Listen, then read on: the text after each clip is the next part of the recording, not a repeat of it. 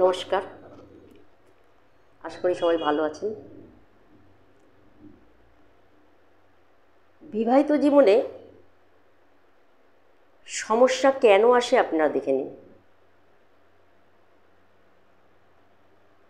আপনার জন্মছকটা আপনি সামনে রেখে আপনি দেখে নিন।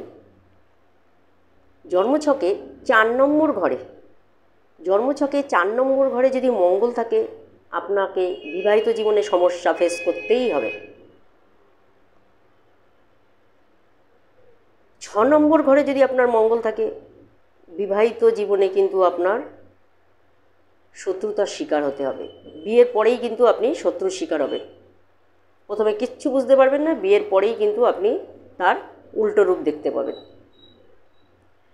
সপ্তমে যদি মঙ্গল থাকে আপনার, আপনি যদি কোটিপতিও হন, আপনি কিন্তু বিবাহিত জীবনে শান্তি পাবেন না।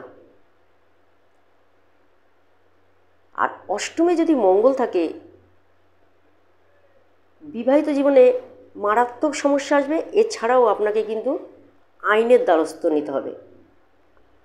আইনের সাহায্য ছাড়া কিন্তু আপনি বেরোতে পারবেন না যদি আপনার অষ্টমে মঙ্গল থাকে।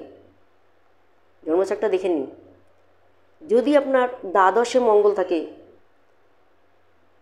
সংসারের জন্যে আপনি সর্বস্ব দিয়ে দিলেও, সারাদিন পরিশ্রম করলেও আপনি কারোর মুখে হাসি পাবেন না, আপনি সুখী হতে পারবেন না। এই দ্বাদশে মঙ্গল আপনাকে এই সংসারের জন্য প্রচণ্ড সময় ব্যয় করতে হবে।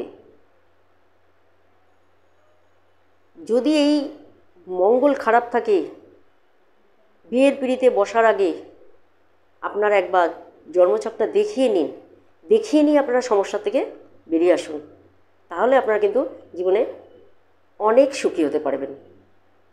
100% আমি কথা দিচ্ছি যে বিয়ের পরে কিন্তু আপনি সুখী হতে পারবেন যদি এই চতুর্থ ঘরে, সপ্তম ঘরে, ষষ্ঠ ঘরে, অষ্টম ঘরে, দ্বাদশ ঘরে মঙ্গল থাকে। আপনি প্রতিকার না করে কিন্তু আপনি কোনোদিনই সুখী হতে পারবেন না।